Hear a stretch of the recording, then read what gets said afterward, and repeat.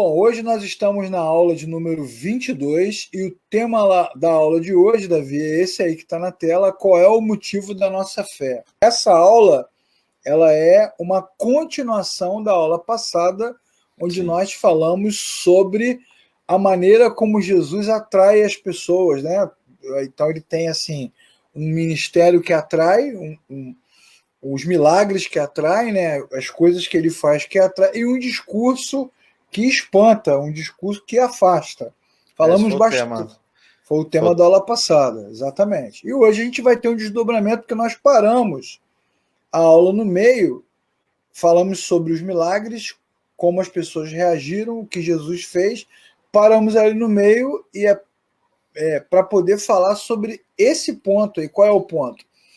O motivo da fé, o motivo que leva as pessoas a se aproximarem de Jesus, da igreja, que é uma questão que a gente podia até discutir, que ela está bem assim, bem acesa nesse momento em que fecha igreja, abre igreja, fecha igreja, abre igreja. Então, acho que é um momento assim muito adequado, não programado, caiu no dia de hoje, coincidentemente, para a gente discutir, falar, pensar sobre a verdadeira razão da nossa fé. Para isso, a gente vai ler o texto ali de João, vou pedir para o Davi ler para a gente, o Evangelho de João, capítulo 6, do versículo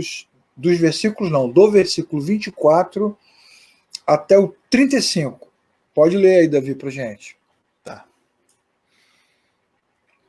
Quando a multidão percebeu que nem Jesus nem os discípulos estavam ali, entrou nos barcos e foi para Cafarnaum em busca de Jesus. Quando o encontraram do outro lado do mar, perguntaram-lhe: Mestre, quando chegaste aqui? Jesus respondeu: A verdade é que vocês estão me procurando, não porque viram os sinais miraculosos, mas porque comeram os pães e ficaram satisfeitos. Não trabalhem pela comida que se estraga, mas pela comida que permanece para a vida eterna, a qual o Filho do Homem lhe dará. Deus, o Pai, nele colocou o seu selo de aprovação. Então lhe perguntaram: O que precisamos fazer para realizar as obras que Deus requer? Jesus respondeu: A obra de Deus é esta, crer naquele que ele enviou. Então lhe perguntaram: Qual sinal miraculoso mostrarás para que o vejamos e creiamos em ti? Que farás? Os nossos antepassados comeram maná no deserto, como está escrito: Ele lhes deu a comer o pão do céu. Declarou-lhes então Jesus: Digo-lhes a verdade, não foi Moisés que lhes deu o pão do céu, mas é meu Pai quem lhe dá o verdadeiro pão do céu. Pois o pão de Deus é aquele que desceu do céu e dá a vida ao mundo.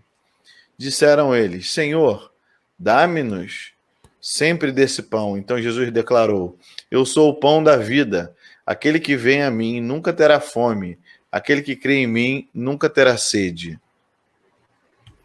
Bacana. Então, vamos. Tá bom, até aí, até o 35, né, que você leu, né? Foi, até o 35. Beleza. Então, assim, vamos fazer uma pequena retomada da aula passada, lembrando que tudo no Evangelho é sobre Jesus. A gente sempre tem que dar essa ênfase para as pessoas se lembrarem de que as histórias, os acontecimentos, os personagens são periféricos, eles estão ali para apontar para Jesus. Então, obviamente, se isso é verdade, então não é uma história sobre pães, mas é uma história sobre o pão da vida. Principalmente se a gente considerar o fato de que a história contada em João 6 acontece no Evangelho de João. E qual é a ênfase do Evangelho de João? Jesus é o Deus encarnado, é 100% homem, 100% Deus, e está ali para promover a reconciliação entre a criatura e o Criador. Além disso, sempre vale lembrar que o Evangelho de João é construído de uma outra forma, ele é diferente dos outros 3 evangelhos. João provavelmente escreveu o evangelho por último, teoricamente os outros evangelhos já haviam sido escritos, né, todos eles. E aí o que João vai fazer? Vai contar histórias diferentes, com uma pegada existencial, vai falar sobre Cristo, o Deus vivo encarnado, e vai contar a história de Jesus a partir da paixão. Ele não narra toda aquela coisa histórica, né? nascimento de Jesus, nada disso. Ele vai falar da paixão de Cristo. Ele começa o evangelho falando da encarnação, o porquê Cristo encarnou, depois fala sobre João Batista como precursor de Jesus, depois começa a mostrar as histórias, né, do templo, da mulher samaritana, Nicodemos, o tanque de Betesda. Todas essas histórias são contadas para mostrar a missão de Jesus. Qual era a missão de Jesus? Revelar o Criador à criatura e reconciliar os dois. E como isso vai acontecer? Vai acontecer na cruz. Então, essa narrativa já está indo no caminho, né, no momento final do ministério de Jesus. Os outros evangelhos vão narrar um monte de outras coisas, de outras fases anteriores, num tempo aí circunscrito a aproximadamente 3 anos. Agora, João está narrando aí a paixão. Então, Jesus está fazendo todo o seu discurso indo, né, ele está no caminho da cruz, está indo para a cruz, está indo para a morte, está indo ali para cumprir a sua missão, que é reconciliar o homem com o Criador. Então, não é sobre pães. Tanto que no texto, Leclerc, no texto deixa claro que está próxima a festa da Páscoa, né? Isso, exatamente. Não é sobre pães, né? Não é mesmo. Não é sobre pães de jeito nenhum. Os pães, o milagre da multiplicação, ele, na verdade, é uma isca. Ele serve para revelar a natureza, a essência do coração do homem. A gente começou a estudar sobre isso semana passada, né? E a pandemia e toda essa controvérsia entre os governadores, prefeitos, pastores e Supremo Tribunal Federal também vem diariamente revelando o que há no coração dos homens. Do mesmo jeito, essas circunstâncias elas acabam revelando o que está no coração dos homens, como a gente pode ver. No Evangelho de João, por exemplo, até hoje eu vi um cara postando, Davi, na internet, falou assim: rapaz, a galera que não ia à igreja de jeito nenhum agora está pedindo para abrir. O pessoal não ia, você ligava, cadê você, meu irmão? Não tem o tema agora, está dizendo que tem que manter aberto. Então, assim, pegando esse recorte, esse comentário, a gente não vai nem entrar no mérito se ele é verdadeiro ou é falso, mas a gente pode fazer uma comparação com esse entusiasmo, porque o João 6 começa com Jesus sendo seguido por milhares e milhares de pessoas. Mas o próprio evangelho vai mostrar que é um falso entusiasmo. Sim. Vou pegar um outro exemplo que não tem nada a ver com João e não tem nada a ver com a pandemia. Vou pegar o exemplo de 11 de setembro. Né? No dia 11 de setembro de 2001, teve lá o ataque terrorista às Torres Gêmeas, em Nova York, lá em Manhattan. Né? E aí o que aconteceu? Tinha um pastor que ainda estava vivo, não está mais, que é o David Wilkerson. Ele tinha uma igreja lá, né? E ele conta nos seus textos, nas suas crônicas que ele escreve depois, nas suas pregações, que naquela semana em que as Torres Gêmeas caíram, ele diz que as igrejas lotaram. Pessoas que não iam às igrejas há séculos começaram a ir. Por quê? Por que as pessoas procuram as igrejas? Ou porque elas querem algum benefício, né? Elas estão precisando de alguma coisa, ou porque elas estão com medo de algum problema muito maior que se aproxima. Né? Essa é uma realidade. No recorte que eu fiz aí das Torres Gêmeas, é uma realidade agora na pandemia e é uma realidade no tempo de Jesus. Por que os caras estavam seguindo Jesus? Porque eles queriam comer, né? Eles queriam os milagres. Jesus multiplicou os pães, alimentou a multidão, aproximadamente 5.000 pessoas, saiu dali e a multidão foi atrás dele enlouquecidamente. E olha que Jesus fugiu andando sobre o mar, ainda, Davi. E vale salientar, Leclerc, que após todos eles comerem, Jesus falou assim: ó, não deixa que nada, não deixa sobrar nada. Pega lá os cestos e vão enchendo com o que sobrou. Aí eles foram enchendo os cestos, ou seja, tinha comida para mais de um dia, né? Na verdade. É verdade, não precisavam ir atrás dele, né? Os discípulos já guardaram, né, a janta para comer no almoço do dia seguinte. Então os caras logo ficaram: ó, vamos atrás de Jesus, que Jesus ele vai prover comida para gente. Pois é. a gente não pode julgar corações, né? A gente não pode olhar para a internet e falar assim, essa turma que quer que a igreja abra é falsa. A gente não pode julgar corações. Mas o texto bíblico, nesse caso específico aí de Gênesis 6, de Gênesis não, de João, perdão. Eu falei de Gênesis no início, fiquei com isso na cabeça.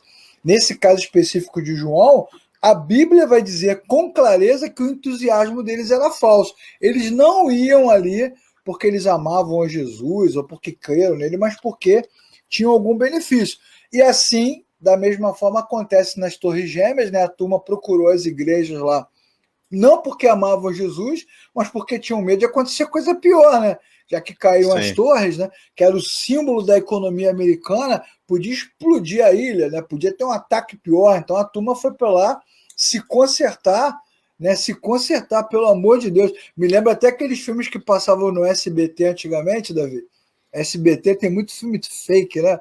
Mas passava lá aquele filme sobre o dilúvio, tá lá a arca no meio do mar e os caras no barquinho batendo na porta. Já viu esse filme? Deixa eu entrar! Deixa eu entrar!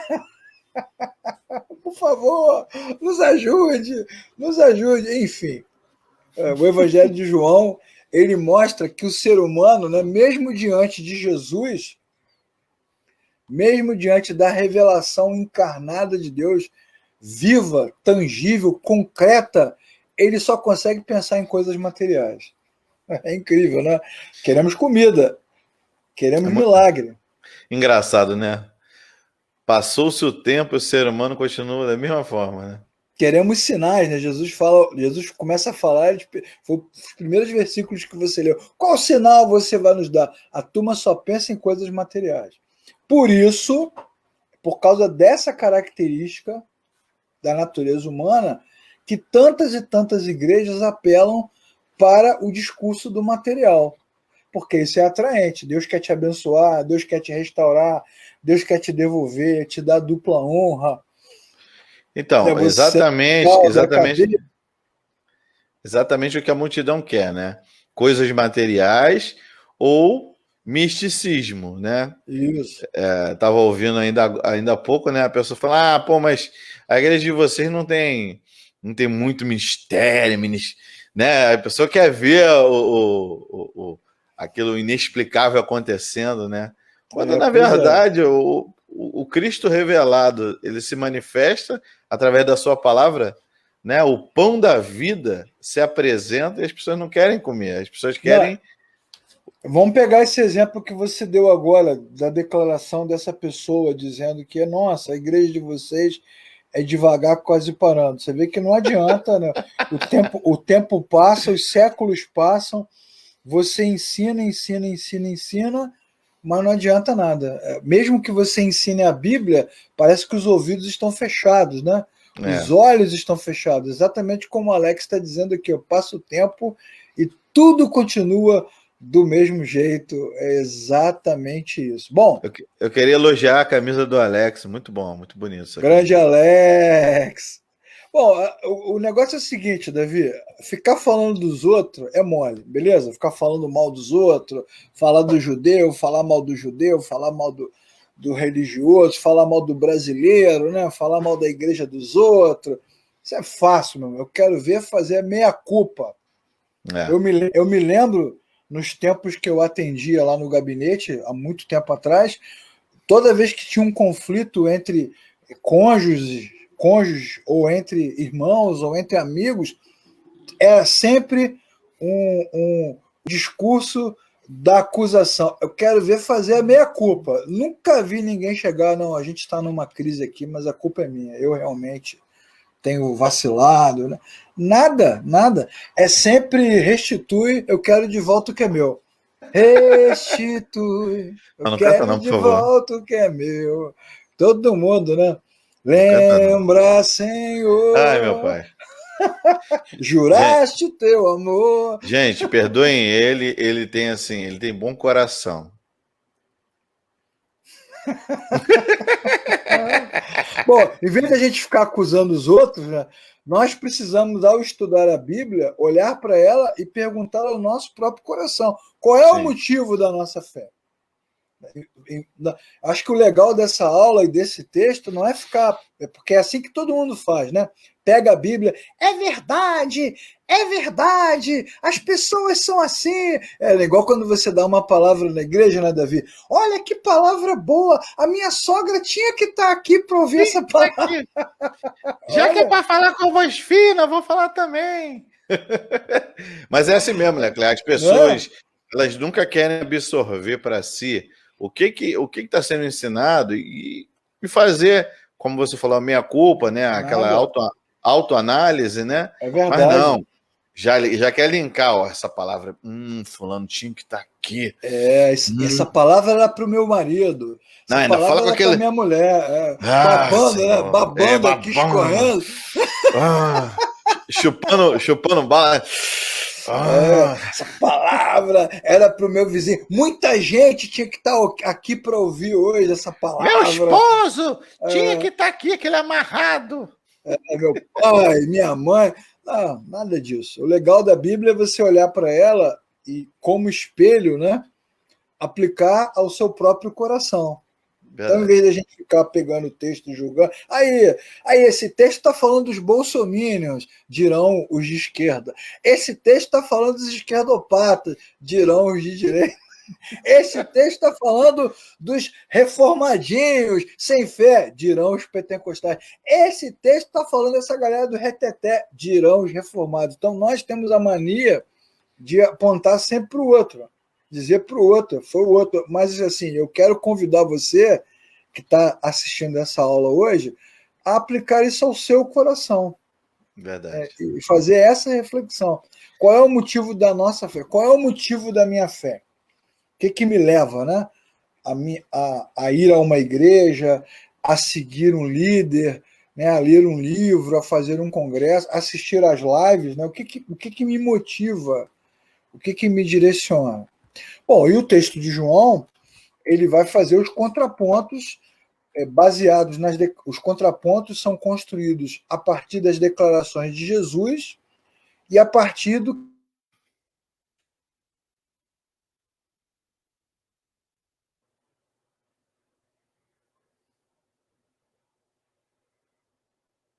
Leclerc?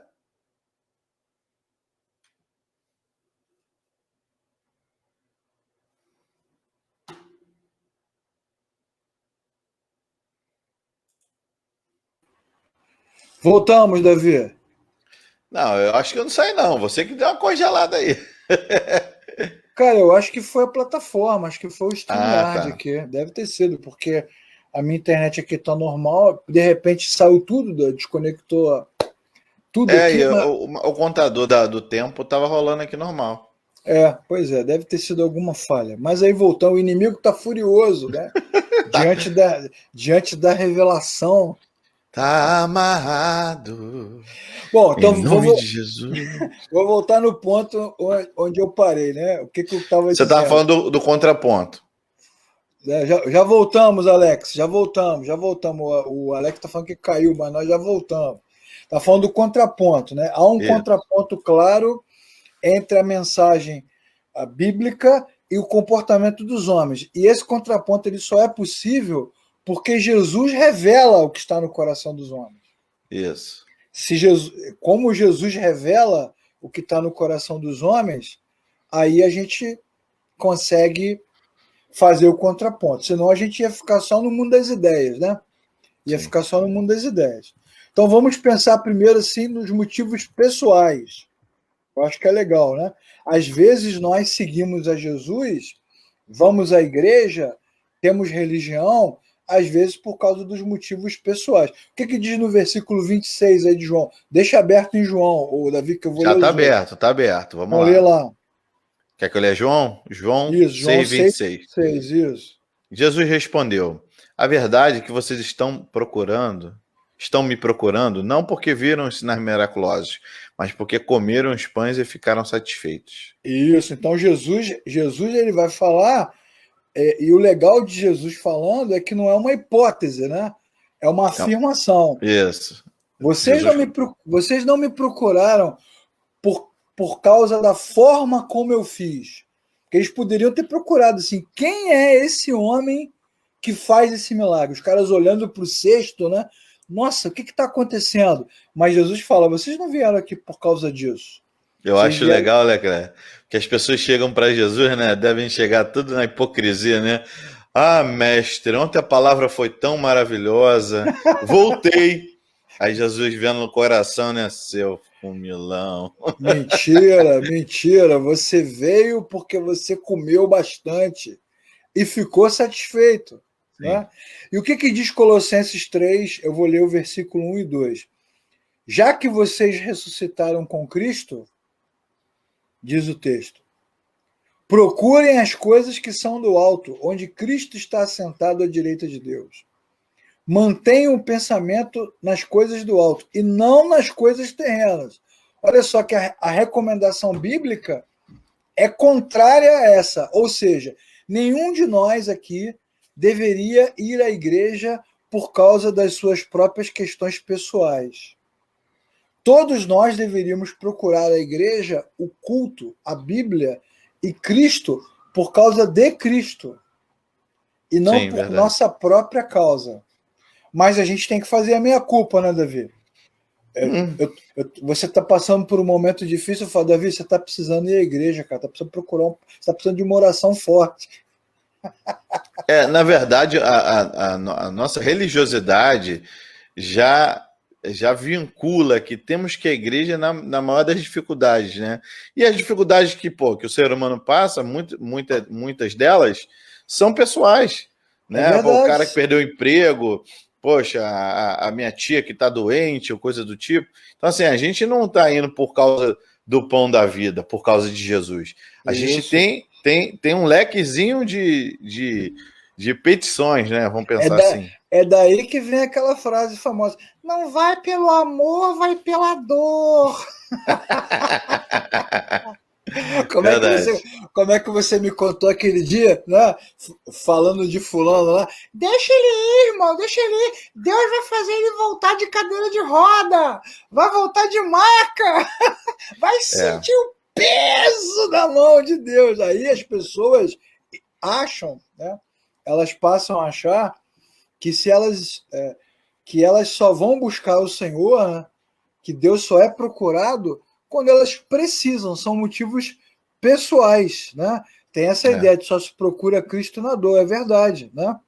Só se sim. procura Cristo na dor. E aí também se cria a ideia falsa de que uma pessoa não consegue servir a Jesus bem, né? Por isso que tem essa dicotomia da felicidade, que é tão difícil para os alunos entenderem, né? Quando você está dando aula, você assim: não, essas pessoas têm tudo na vida, mas não têm a felicidade. Como se a felicidade não pudesse ser alcançada de outra forma, né? Verdade. Não pudesse ser alcançada de outra forma. E a felicidade pode ser alcançada de muitas formas. Quem foi que disse que eu vou à igreja, que eu vou ao culto, que eu leio a Bíblia porque eu tenho necessidades pessoais? Eu não posso fazer isso porque eu amo a Jesus, porque eu nasci de novo, porque estar com os meus irmãos alegra o meu coração. Eu não posso ler corações, né, Davi? Não posso ler mentes. Mas eu duvido muito que uma boa parte desses irmãos que clamam pelas igrejas abertas, que eles querem ir para a igreja porque sentem regozijo por estar com os irmãos. Tenho minhas dúvidas, tenho grave dúvidas sobre isso. Acho que é difícil, muito difícil. E quando você fala que a gente tem que fazer meia-culpa, eu acho que a gente tem que criar um exercício. Eu já falei aqui também em outra aula, né, sobre isso. É todas as vezes que a gente levantar, né, falar, poxa, eu vou pro culto hoje. Cara, mas vou pro culto por quê? Né? É por causa de Cristo? Ou porque, pô, eu tô com saudade das pessoas lá da igreja? Ou porque Nossa, domingo é dia de culto, né? isso, ou porque já é um hábito, né? Não deixe o ato de ir à igreja se tornar um hábito, mas sim uma vontade e necessidade de estar com Cristo e com os irmãos. Então, aí você já entrou no segundo tema. Qual é o segundo tema? É que às vezes nós procuramos Jesus com prioridades erradas. Leia aí pra gente o 27, Davi. Vamos lá no 27. 27 diz assim: Não trabalhem pela comida que se estraga, mas pela comida que permanece para a vida eterna, a qual o Filho do Homem lhe dará. Deus, o Pai, nele colocou o seu selo de aprovação. Então, a prioridade dos caras não era transcendente. A prioridade dos caras era terrena. Dane-se a vida eterna. O negócio é comer o pão agora. E é mais ou menos o que Jesus fala no capítulo 6 de Mateus, quando ele diz assim: não se preocupem dizendo o que vamos comer, o que vamos beber, o que vamos vestir. Pois os pagãos, né, os que são incrédulos, é que vivem correndo atrás dessas coisas. Mas busquem em primeiro lugar, vem a famosa frase, né? Buscar em primeiro lugar o reino de Deus. Aí, eu acho que aqui nesse ponto cabe um recorte bíblico importante. Que aí o cara pega esse versículo, né? Pega lá o hino dos vencedores, busca primeiro o reino de Deus, né? E fala assim, não, primeiro eu tenho que vir à igreja. Não revela a sua idade. Primeiro eu tenho que ler a Bíblia. Eu sou tiranossauro mesmo, eu assumo. Primeiro tem que ir na igreja, primeiro tem que ler a Bíblia, primeiro tem que dar o dízimo, primeiro tem que ir na reunião de oração, e aí Deus vai me acrescentar todas as coisas. E é assim que é ensinado. Primeiro você coloca a igreja em primeiro lugar e Deus vai te acrescentar todas as coisas. Mas não é isso que o texto está dizendo. Não é isso que o texto está dizendo. Não. O texto está dizendo, na verdade, é que para os cristãos, as coisas comuns da vida, elas não são mais prioridade, porque o coração dos cristãos está na transcendência, está nos lugares altos, como diz o texto de Colossenses. Pense nas coisas de são de cima, porque Cristo está acima. Então, os cristãos, eles têm outra perspectiva da vida. Como diz Paulo também em Filipenses capítulo 4, aprendi a viver contente em toda e qualquer circunstância. Sei ter muito, sei ter pouco, sei sofrer, sei ficar bem, porque, na verdade, eu posso todas as coisas naquele que me fortalece. Então, o que o texto está ensinando? No livro de Mateus e no texto de João. É que, muitas vezes, a prioridade do ser humano é aquilo que Deus pode dar. Vamos pensar, Davi, já que a gente está falando de pão, multiplicação de pão, vamos pensar na saída do povo de Israel do Egito. Nós temos aí uma playlist na Oficina da Palavra só sobre Êxodo, com tradução em Libras, para quem quiser estudar. Mas vamos pensar no Egito. Os caras estavam presos lá 430 anos com a mão pesada de Faraó em cima da cabeça dos caras. E aí Deus foi ao encontro de Israel, prometeu libertação, prometeu uma terra prometida e prometeu um pacto. Nós estaremos juntos. Os caras saíram do Egito, pô, não tem cebola, não tem pimentão, não tem tomate. Como é que eu vou temperar aqui, né? Não tem salsicha, não tem pão, não queremos pão, não tem água, não tem carne. Então os caras não conseguiam tirar a cabeça das questões dessa vida, né? Estavam com seus pés presos no Egito, presos na realidade. E muitos cristãos são assim também. Você vê, você tá na igreja, já passei por isso várias vezes, né? Você está ali pregando sobre vida eterna, falando sobre a volta de Cristo, lendo o Apocalipse, lendo a narrativa de João sobre a Jerusalém Celestial, e o cara está sentado ali na cadeira o tempo todo, pensando na conta, no IPVA, no trabalho de amanhã, olhando no WhatsApp. Ele não consegue, a prioridade dele. Cristo não é a prioridade. Vou te dar outro exemplo. Fala. Desculpe o recorte. Foi fazer o que na igreja, cara? Exatamente. Vou te dar outro exemplo, Davi. Né? O texto famoso lá do Antigo Testamento. Aqueles que de madrugada me buscam me acharão. O pessoal acha que tem a ver com 2 horas da manhã.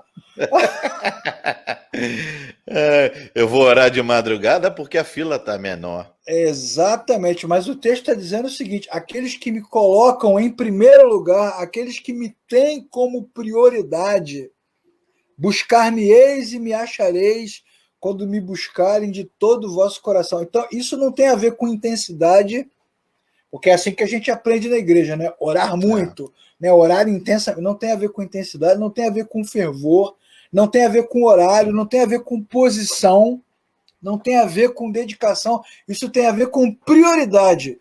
Todo o vosso coração. Amarás ao Senhor com todo o vosso coração, todo o vosso entendimento, todas as suas forças. Tem a ver com prioridade. E só consegue dar prioridade a Cristo quem realmente se encontrou com Cristo, meu irmão.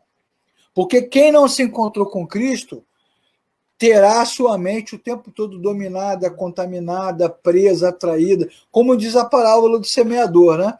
Ou as aves comem a semente, né? Ou a planta seca porque as raízes não são profundas, ou os espinhos sufocam, né, a fé. Prioridades erradas. Então, muitos seguiam a Jesus porque eram egoístas, outros porque tinham prioridades erradas. Mas não para por aí não, Davi. Também tem a famosíssima visão equivocada. Visão equivocada. Lê pra gente aí, João 6, 28 e 29. Então lhe perguntaram: o que precisamos fazer para realizar as obras que Deus requer? Jesus respondeu: a obra de Deus é esta, crer naquele que ele enviou. Aí, olha só que legal esse texto. Parece até que Jesus está pregando lá na Verdade e Graça domingo, né, Davi? Tá todo mundo atrás de uma fórmula, né, de um roteiro. O que eu preciso fazer? E Jesus responde: você precisa crer. Tá vendo? O que eu preciso fazer é o paradoxo da religião. Você precisa crer, que é mais ou menos o que está em discussão agora. O que eu preciso fazer? Eu preciso ir à igreja.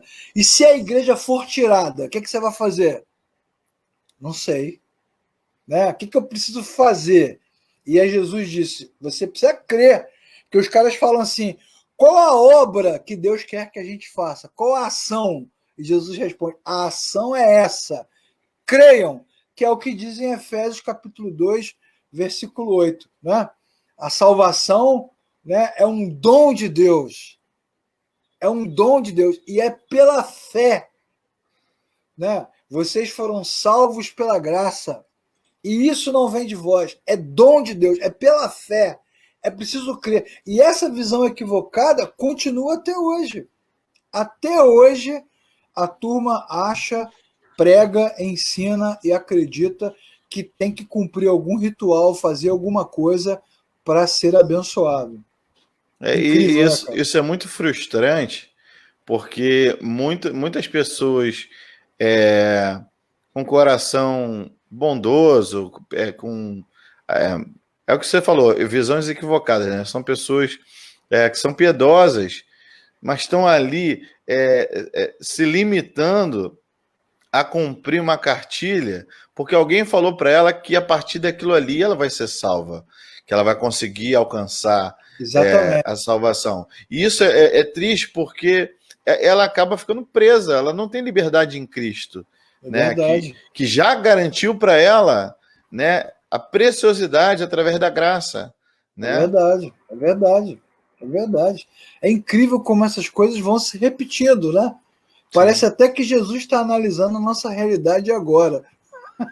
É incrível. É verdade. Bom, outro ponto que a gente precisa considerar no texto, que é um ponto que Jesus revela na sua fala, é que no meio daquela turma que vai atrás dele, o que ele mais encontra é incredulidade, ou seja, eles não creem nele, no que ele é, eles estão querendo se beneficiar do que ele faz, mas não necessariamente creem no que ele é. Porque quando ele diz que ele é o pão, eu sou o pão, a galera não gosta, né? Não, aí não, aí mudou. Então eles não acreditavam. E esse é um ponto, né, que divide. Lê o texto pra gente aí, Davi, do 30 ao 33. Tá. Então lhe perguntaram: que sinal miraculoso mostrarás para que vejamos e creiamos em ti? Que farás? Os nossos antepassados comeram o maná do deserto, como está escrito: ele lhes deu a comer o pão do céu.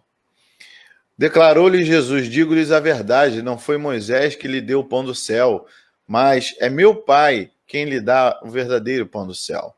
Pois o pão de Deus é aquele que desceu do céu e dá vida ao mundo. Tá vendo? Então Jesus ele revela nessa fala e nesses 3 versículos, ele revela 2 sentimentos duas realidades no coração daquele grupo. Primeiro é que eles não criam nele. Sim. Eles queriam se beneficiar do que ele podia fazer. Eles não acreditavam nele. E segundo, que eles ainda tinham no coração a veneração ao próprio homem. Quer dizer, Jesus está falando assim, mas não foi Moisés que alimentou você, foi Deus. Mas na cabeça daquela galera foi Moisés. Então eles olhavam para Jesus como um novo Moisés, Sim. como um novo profeta, como um novo fazedor de milagres. Então eles tinham essa veneração, esse antropocentrismo. A gente tem que fazer a meia-culpa, né, Davi? Quantos de nós vamos às igrejas por causa de líderes, por causa de pastores, por causa de pregadores? Eu já fui muitas vezes. Muitas vezes. Né? Você está ali por causa dele. Se o pastor tirar férias, não é assim que funciona? A igreja nem aparece, né? Os caras nem aparecem, porque na verdade está ali por causa dele. Se ele sair da igreja, a turma vai. Eu gosto dos críticos de culto, né? O louvor não está tão bom hoje. Poxa, esse pregador aí não é tão bom quanto aquele outro pregador. Pois é, né? Tudo antropocêntrico, né? Tudo centrado no cara. E às vezes o cara nem está mais com Deus, né? Às vezes já se distanciou, já rompeu, já tá com... e os caras estão seguindo ele, né? Cegos guiando cegos. E Jesus está dizendo: eu sou o pão da vida. O meu Pai dá para vocês um pão de verdade, porque aquele pão que os seus antepassados comeram, eles comeram e morreram. Aquele não era o pão da vida. Aquele não era o pão miraculoso. Aquilo era só uma provisão momentânea. Agora, o meu Pai, que foi o mesmo que deu aquela provisão, ele dá aquela e dá o pão que permanece, que sou eu. O pão de verdade não é o pão que eles comeram. O pão de verdade é o pão que cai do céu e fica, que sou eu. Sabe o que eu achei legal, Leclerc, desse texto? É porque, assim, claramente Jesus queria dar uma lição a todo mundo que estava ali.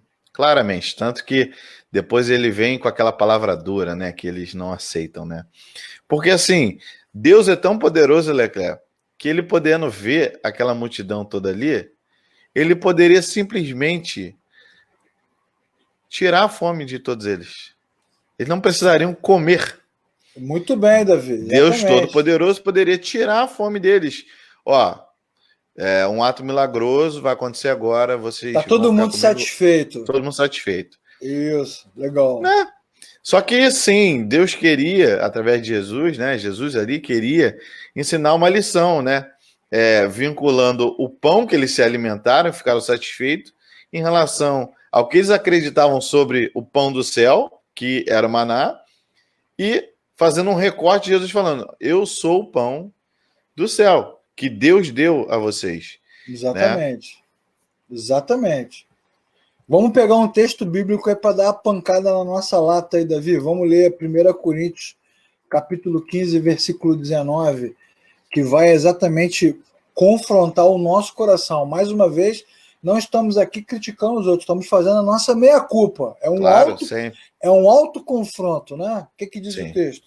Se é somente para esta vida que temos esperança em Cristo, dentre todos os homens, somos mais dignos de compaixão. Isso. Ou pegando uma versão clássica, né? Se esperamos por Cristo apenas nesta vida, somos os mais miseráveis de todos os homens. Isso significa o quê? Significa que ir à igreja, ir ao culto, orar, cantar, seguir alguém só para satisfazer as nossas necessidades terrenas, físicas, é muita pobreza. É uma fé pobre. É uma fé completamente pobre. Tá? Ou seja, viver para Cristo é para além dessa vida, né? Então, se eu vivo para Cristo, se eu sirvo, se eu frequento uma igreja por causa de Cristo, se eu me dou às pessoas por causa de Cristo, não tem a ver com essa vida aqui, tem a ver com a vida eterna. A gente podia fazer uma campanha, né? Vamos manter as igrejas abertas para que elas se tornem ambulatórios, centros de vacinação, distribuição de alimento, suporte psicológico. Não há um movimento público, isso não tem a ver com a pandemia, nem com as torres, isso tem a ver com a natureza humana, porque a Bíblia está dizendo, não há um movimento público, humano, de satisfação em Cristo, para que ele possa, através dessa satisfação, transbordar a Cristo. Porque quando a mulher samaritana, e nós já estudamos aqui, quando ela se encontra com Cristo no poço de Jacó, primeira coisa que ela faz é deixar o cântaro e ir atrás de outros, para que outros tivessem a mesma experiência. Sim. Então, muitos desses que querem igreja, querem pão, estão pensando apenas em si mesmos, não estão pensando na coletividade. Verdade. Nas pessoas, né? Nos outros, que é mais ou menos o que acontece com Jonas, quando ele entra no barco, né, com todos aqueles marinheiros, lá no livro do profeta Jonas. Ele sabia que ele estava errado, ele sabia que aquela tempestade em alto mar poderia afundar o barco e morrer todos aqueles caras. Dane-se todo mundo. Não, e dane-se Nínive também, né? Porque... pois exatamente, dane-se Nínive também. Você vê que ele não tem uma preocupação, inclusive no coração de Jonas, a gente sabe disso porque a Bíblia vai dizer, ele estava insatisfeito com Deus. Muitos desses que foram atrás de Jesus para comer o pão não criam em Jesus como Deus. Talvez tivessem até raiva de Deus.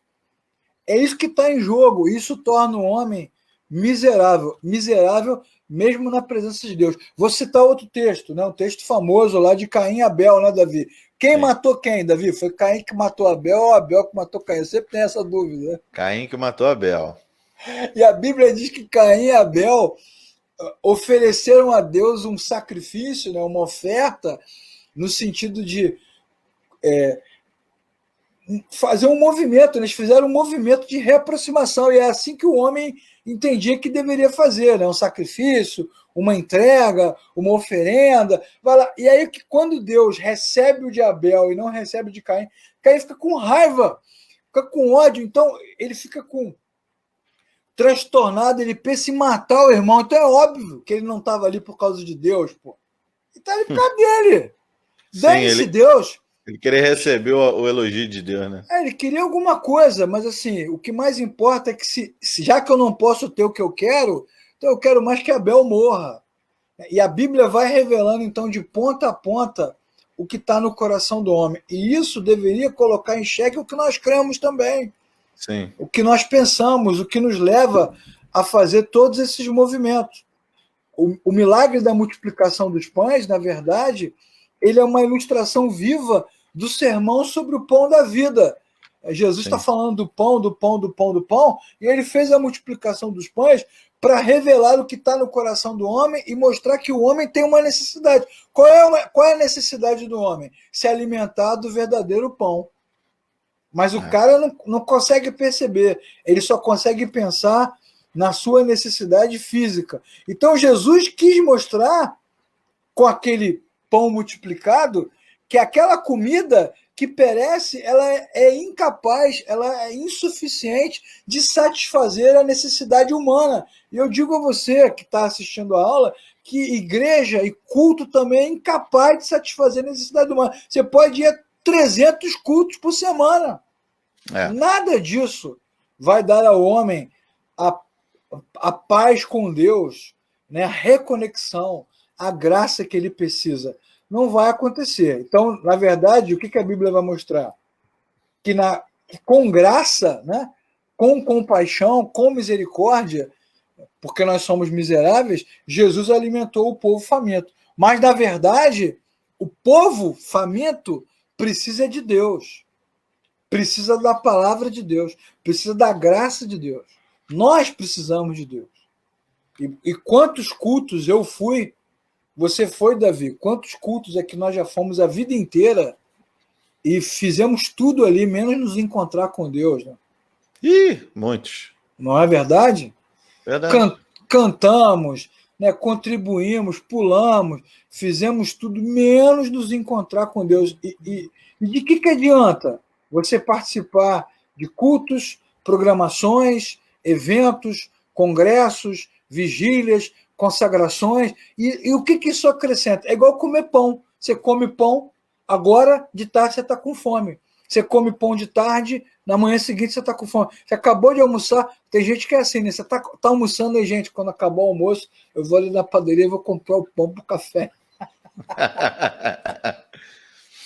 Tá comendo pão pro café, de noite vamos pedir uma pizza. Rapaz, isso não termina nunca. Então, Jesus ele faz uma parábola viva, né? Uma metáfora viva. Quantos pães nós precisamos multiplicar aqui para saciar a fome de vocês? Mas eu digo, quem se encontra comigo terá a sua fome saciada de forma definitiva.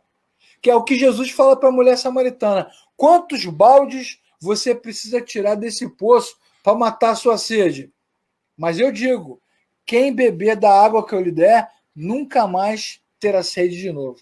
Então, o que Jesus está dizendo é o seguinte, que o ser humano continua procurando satisfação, realização, segurança em coisas que não são capazes de satisfazer, realizar e dar segurança.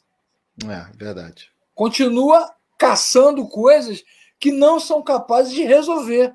Quem resolve, quem consegue dar segurança, dar satisfação e saciar o coração do é Deus, porque em Cristo você pode enfrentar a doença, ser curado da doença, pode ficar doente, pode até perecer com a doença, mas em Cristo o ser humano não olha mais para as questões que o prendem a essa vida. Verdade. Essa que é a sacada do texto. Mas os caras não quiseram, David, eles queriam pão.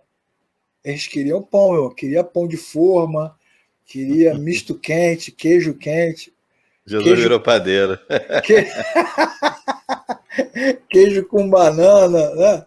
Bom, indo para o final da nossa aula de hoje, né? Olha que nós estamos aí há 22 aulas, ainda estamos no capítulo 6, né? Isso tudo vai dar um caldo danado, né? Qual foi a mensagem que Jesus transmitiu para toda aquela população ali, milhares de pessoas, e essa mensagem também nos atinge agora aqui, tantos anos depois, né? Essa que é a grande sacada. Então, ele vai dizer o seguinte, que ele procedia do céu e ele vinha de Deus. Essa é a primeira mensagem.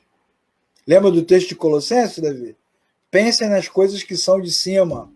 Uhum. Olhem para cima, as inclinações que vêm de cima. Então, a primeira mensagem é essa. Ele vinha do céu. Isso é importante, né? Eu não sou Moisés, ok? Eu não sou Abraão, eu não sou João Batista, eu não sou Jeremias, eu não sou Elias, eu vim de Deus. Todos esses caras aí que fizeram milagres na história pereceram. Todos eles vão passar. Elias morreu, João Batista morreu, Moisés morreu, Davi morreu, não é verdade? Pedro fala sobre isso na sua pregação em Atos. Sabemos onde ele está enterrado, sabemos onde está o seu túmulo. Morreram como é que é o nome dele lá? O Billy Graham morreu. Billy Graham morreu. É. David Wilkerson morreu. Grandes líderes cristãos evangélicos morreram. O Malafaia vai morrer. Né? O Antônio vai morrer. Fala isso. O Ed René vai morrer. O Macedo vai morrer todo mundo. Porque o homem morre. Sim. Né? Mas Jesus não. Jesus, como diz o texto de João, capítulo 1, né? Ele era Deus, estava com Deus, sem ele nada do que existe se fez. Antes que tudo que existisse, ele estava lá, e Apocalipse vai dizer que ele é o mesmo ontem, hoje, será eternamente. Ele é o que há de vir. Então Jesus é eterno. E ficamos aí todos nós presos a bandeiras, dogmas, tradições, marcas, placas, e toda essa porcaria vai passar. Lutero morreu, Calvino morreu, Zwingli morreu, Wesley morreu, Jonathan Edwards morreu. Todos esses homens morreram e foram enterrados, mas o nosso Senhor Jesus vive e reina para todo sempre. E essa mensagem é tão óbvia, né, cara? Não precisa, talvez nem precisasse falar dela, né? Outra coisa que Jesus ensina é que ele pode salvar. Ele pode salvar. Nenhum desses pastores pode salvar. E nenhuma igreja pode salvar. Você pode ir para a igreja pra caraca. todo dia, toda semana. Pode até morar dentro da igreja. O que você quiser, mas não salva. Porque nem a religião, nem os religiosos são capazes de transcender e dar ao homem, né, um corpo ressurreto. Jesus prometeu, né? Aquele que comer desse pão, aquele que beber da água que eu lhe der, aquele que crê em mim, eu o ressuscitarei no último dia. Então, essa salvação prometida, e os cristãos creem, pensam dessa forma, né, Davi? Ela é real, ela é tangível, ela é física, ela é verdadeira. Agora, o mais importante disso tudo é que para que o homem creia nele e tenha salvação, precisa nascer de novo. Lê para a gente esse versículo aí, Davi. João 6,53. Jesus lhe disse: Eu lhes digo a verdade, se vocês não comerem a carne do Filho do Homem e não beberem o seu sangue, não terão vida em si mesmos. Isso, então quem não nascer de novo, né, quem não tiver um encontro com o Cristo ressurreto dos mortos, pode comer pão a rodo, pode comer pão de sal, pão doce, massa. Não, e sabe o que é engraçado? No verso. Eu vou te falar aqui exatamente onde é o verso. Cadê? Peraí.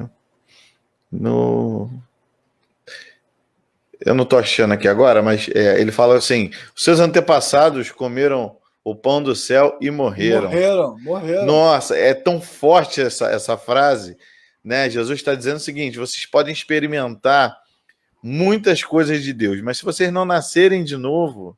Isso. Pode comer o pão miraculoso recebido da mão do próprio Jesus, né? O próprio Deus que te deu o pão. Come. Verdade. Incrível, né? É. Muito bem, indo para o final da nossa aula de hoje, desse texto sensacional, e aí você vai se preparando, você que está estudando para a gente, para as próximas aulas, porque Jesus está a caminho da cruz. Vai se preparando, porque vai só aula tensa agora, só aula tensa. Estamos a caminho da cruz. Vou até trazer um chicote para cá, Davi, para ir dando chicotada. Pau! Bom, para a gente terminar a aula de hoje, né, vamos fazer a meia-culpa e a nossa reflexão, né? Pensando nos textos de João, pensando nos textos de Êxodo, né? Que o povo de Israel também no Êxodo viu foi milagre, né, Davi? Viu milagre pra caramba. Pensando também no povo lá diante das Torres Gêmeas. Vamos fazer essa pergunta. E pensando em nós mesmos, no nosso próprio coração. Como as pessoas reagem diante da mensagem de Cristo, diante da obra de Cristo? Tem duas maneiras que as pessoas podem reagir, basicamente. Elas podem reagir com descrença, abandono e traição, como está escrito nos textos de João 6. Alguns debocham de Jesus, alguns abandonam Jesus, alguns, inclusive, traem Jesus. Né? Então, muita gente vai reagir dessa forma, com abandono. Isso não tem a ver só com Cristo, tem a ver com a natureza humana. A gente viu lá no Êxodo traição, abandono, picuinha, tem tudo isso lá também. E tem tudo isso hoje também entre nós, né? Descrença, abandono, traição. Então, essa é uma forma que as pessoas podem reagir, ou, Davi, elas podem reagir com fé. Sim.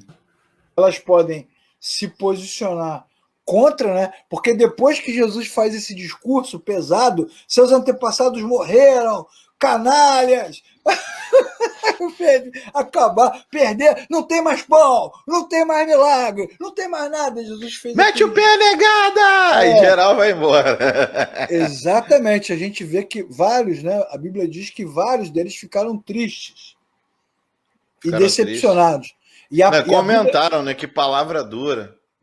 Muito mal esse cara, né? E a Bíblia diz que a partir daquele dia, muitos discípulos o abandonaram. Está aí nas passagens que nós colocamos.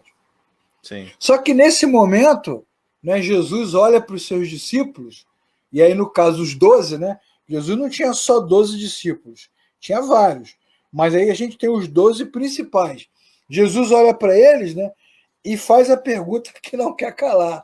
E aí, estão gostando também, não? Vocês também não gostaram do que eu falei, não? Vocês não Vocês querem ir querem... embora, não? Vocês não querem ser fora também? Mete o pé também. Sai fora. Sai da minha frente. Rapaz, vocês querem ir? Pode ir para ir. E aí Pedro faz aquela declaração incrível, né?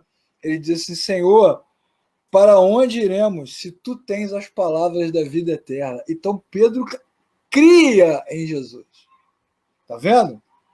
Ou seja, lembra, vamos pegar essa No declaração 69 ele fala, nós cremos e sabemos que és o Santo de Deus. Então, vamos pegar essa passagem, essa frase de Pedro, né? Para onde iremos se tu tens as palavras de vida eterna? E vamos comparar isso com a declaração de Jesus quando ele foi tentado no deserto. Ele diz o seguinte, nem só de pão viverá o homem, mas de toda a palavra que sai da boca de Deus. Já no capítulo 4 de Mateus, no momento da tentação, Jesus já vai dizer o que está acontecendo agora em João, porque o homem come o pão, mas morre, mas a palavra que sai da boca de Deus, e Jesus é a palavra, é o verbo que sai de Deus, esse verbo dá ao homem a condição de ter a vida eterna. E Pedro fala, para onde iremos se tu tens as palavras da vida eterna? Você pode juntar os 3 textos. Sim, Jesus verdade. fala, eu desci do céu, eu sou o pão, nem só de pão viverá o homem, mas de toda palavra que sai da boca de Deus. E Pedro fala, tu tens as palavras, ou seja, Pedro faz essa declaração, então ele crê. E se ele crê, ele não está nem aí para o pão. Ainda que Pedro, em outros momentos, vai ratear na fé, mas Pedro nos representa, né, Davi? Muito. Nós somos Pedro, né? Sim. Nós somos Pedro. Então, Pedro crê. Ele crê, tá vendo? Ele diz, sabemos que és o Santo Deus. Tem até um hino do Logos lindíssimo que fala sobre isso. Senhor, para onde vou, se só tu tens as palavras da vida? É isso. Então, deixa eu ser mais atual, porque para puxar Logos, né? Tem também uma música da Gabriela Rocha, né? Mais atual, que é Pra onde iremos nós? Só tu tens a vida eterna. Tu és o pão que desceu do céu, fonte de vida, Emmanuel. Legal. Para a gente fechar a aula, a pergunta é uma só. A pergunta é a seguinte, quem somos nós? Somos os que abandonam, os que traem, os que reclamam, ou somos os que cremos? Quem somos nós? Tem muita gente aí falando nesse momento aí do Brasil, né? Nas redes sociais, você vê o tempo todo um monte de gente falando de perseguição. Vamos partir da hipótese de que realmente vai se alavancar agora, se soltar uma mega perseguição. Quem somos nós? Somos os que abandonam, os que traem, os que negam, ou somos os que creem? Quem somos nós? Essa é a pergunta. É uma boa pergunta. E quando você estiver na sua igreja nesse domingo, orando, cantando, lendo a Bíblia com os seus irmãos, faça essa pergunta também. Por que eu estou aqui? O que eu estou fazendo aqui? Quem eu sou diante do Senhor? Quem eu sou?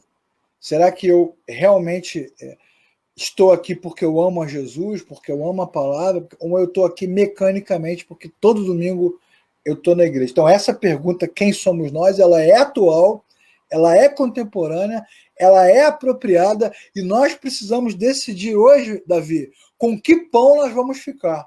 Se é com o pão dos cestos ou se é com o pão da vida, que é Jesus.